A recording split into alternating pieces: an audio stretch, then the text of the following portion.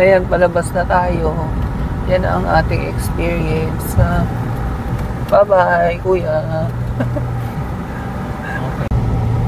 Super aga namin. 10:19 pa lang. So, mag-iikot-ikot muna kasi hindi pa naman pwedeng mag-check-in. Mahal lang gas, 60 plus, 62, 63. Full tank na kami. Kasi nga tatawid dagat pa. Ayun pa pala ang isang tip namin sa inyo kung may dala kayong sasakyan, mag full tank na kayo kung saan kayo nang galing. Kasi doon sa amin, 51? 52 yung per liter ng gas. Dito 62. 10 piso per liter din yun Laki din. Ayan, may 7-Eleven. Grabe, init. Sarap. May nakita kaming karinderya. Ito pa. May tortang talong nga daw. Ha? Apagi. May pusit. Anong isda? Ano to? Langka. Ito yung lunch namin. Yung munggo nila walang sahog. Kaya pwede sa akin. Torta. Tapos daing. Tapos may sabaw ng isda. Bihira kami makakain ng may sabaw kasi usually baboy o baka. Ito isda. Tapos humingi akong ketchup. Yung torta ay 60 pesos. So, ang total nung nakain namin ay 180. O, tipid version. Dahil maraming gastos papunta. Kaya tipid muna tayo sa food. Pero mamaya yan. Babawi yan mamaya. For dessert kami ay maghahalo-halo. Sakto sa panahon. Kita nyo naman, sobrang tirik na tirik yung araw. Ang init-init dito ngayon sa Puerto Galera. As in.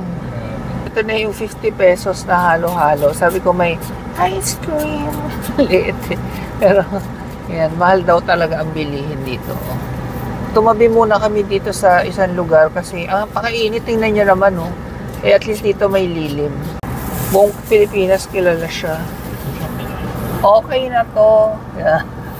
Kinikwento ko kay mahal si Miss Grace Tad Felix. Hindi niya kilala. Nakatira siya sa Under the Rock.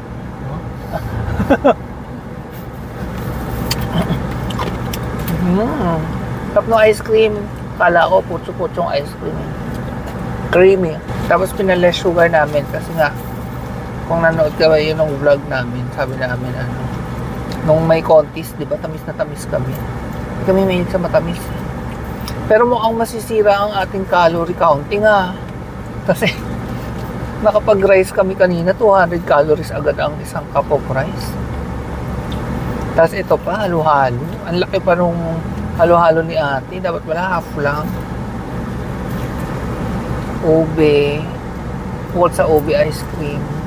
May mga gulaman. May nata. Talagang isa-isa ko sa inyo May monggo, gulaman, may buko. Sakto lang yung tamis.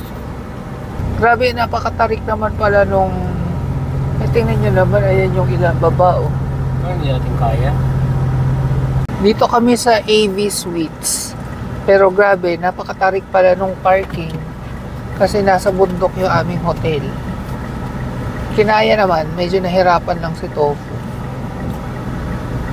Ayan yung daan pa parking namin. Tingnan nyo naman kasi may view na agad dito pala. We're here. Ayan, tingnan nyo yung parking lot. May view na agad ng dagat. Blue-blue, ganda.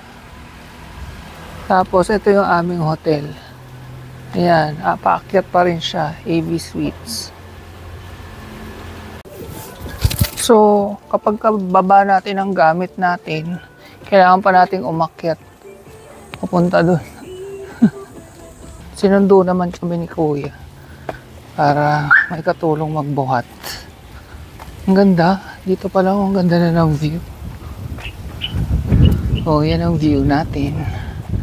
Mag-hotel tour tayo. Ayan siya, AV Suites.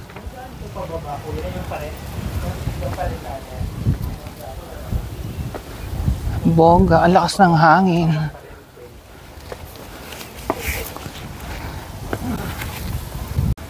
Tingnan niyo naman yung view sa likod ko. Ganda. Pasok tayo. Dito ata, reception. Ayun. Wow, andito yung pool.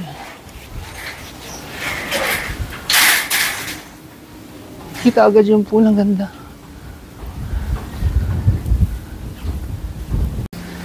Ayan, papunta sa reception area. Hello. Thank you. May view dito sa labas ng reception. Nakita ko agad yung pool sa baba. Oh, ang ganda.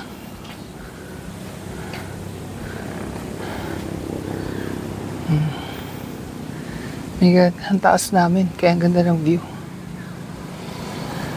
Ito ang aming bahay for the next 4 days, 3 nights. Ganda. Ang binayad natin dito ay 6,700. Almost 6,800. Pwede na, di ba? Ang ganda, o. Dalawa pa yung pool. Tapos, mamaya pakita ko sa inyo yung room.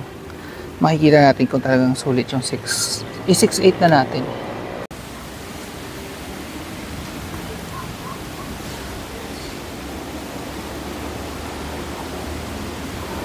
Ito na tayo sa aming room. At ang ganda ng room namin kasi paglabas mo, ayan ang view. Oh. So, umpisahan na natin ang room tour. O, diba? Sa halagang 6,800 for 3 nights, pwede na to. So, pagpasok natin, ito ay twin room. Kaya may dalawang bed. Tig-isa muna kaming bed ngayon. Kasi mas mahal yung, yung queen size na bed. Tapos may paganyan pa. Ito ay potpourri, bango. May ganyan din kami. May lalagyan ng mga damit doon. Dito ay TV. Yan. Ganda. And meron tayong ref. May naman ba? Wala. Industrial pala yung loob niya. Tapos meron tayong initirang tubig. Ito free water. May coffee din. Andito na agad yung yung sink or lavatory ng comfort room or ng bathroom. Nasa labas na agad siya. Kakaiba Tapos, ito na yung banyo. May bidet. At hiwalay naman yung shower area. May hot and cold din. Sakto lang yung size ng room. And aircon naman, tahimik naman yung aircon. Hindi naman maingay. And meron tayong view, syempre. Oh, ayan. Oh, ganda ng view natin sa umaga. Hindi nga siya partial, talagang sea view siya eh. Pwede tayo magkape-kape dyan sa umaga. Pwede mag-work dyan. Ayun di, pag malamig na kasi napakainit sa labas. Sara natin para lumamig agad. Tapos dulo kami. Ayan, wala nang room dun. Ito yung papunta sa swimming pool. Paglabas mo dyan, swimming pool na. Pakita ko nga sa inyo. Para kita kung gaano kami kalapit sa pool. Di ba ito yung room namin? Maglalakad ka lang ng konti. Ayan na yung pool. Oo. Di ba? Ilang lakad lang.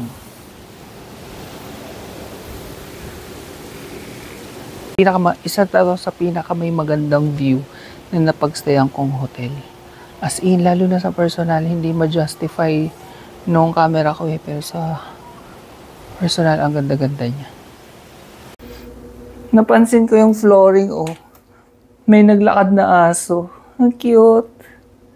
Pet-friendly nga pala sila dito. Hindi ko lang alam kung pati itong air-conditioned rooms. Pero may mga fun rooms sila nakalagay pet-friendly. So, if ever, inquire nyo na lang. Bed, comfort test na tayo. Wow, may pausong ganun. Dito muna. Tingnan natin kung masarap. Ang firm. Ang sarap. Ayoko yung lumulubog ako eh. Ay, sulit. Sulit sa biyahe. Ay, sarap. Sarap magpahinga. Alam nyo ba, meron pa akong trabaho mamaya. Papahinga lang ako sandali. Tapos, kaya ako mag-work ng at least by 1 p.m. or pinaka-latest, dapat 2 p.m. nag-work na ako. Tapos hanggang 6 to 7 hours. Hanggang bukas, today is a Thursday, bukas Friday. Saturday, Sunday ko pa talaga masusulit itong Puerto Galera. Tapos yung mahal naman, lilipat kami sa Monday ng hotel kasi yun naman sagot na nung company na kumuha sa kanya. Workation nga pala siya dito, may work siya. Yun, so yung lilipatan namin sa Monday, sagot nung kumuha sa kanya, pati food. Tapos ako, gagawin niyang assistant, so kailangan kong tumulong sa kanya. Pero by that time, kailangan ko rin mag-work. So, ako rin pala workation. O nga, kasi ngayon nga mag-work ako eh. So, pahinga muna. Sana mag-enjoy kayo sa aming Puerto Galera tour. Ilang beses na kami napunta dito, pero iba-iba naman yung experience kagaya ngayon. Ngayon lang kami nagstay dito sa hotel na to. Ay, ang sarap sa feeling ng nag-freshen up. Sorry, wala akong mic. Nag-charge ako ngayon habang kausap kayo. Nakapag wipes lang, tapos toothbrush. Nakapag CR na rin, dumumi. Tapos ayan, nakapang bahay na ako. Higa na tayo sa masarap na bed. Binigay lang ni ate yung password sa wifi. Anyway, papahinga muna ako. Tutulog muna ng ilang minutes. See you later.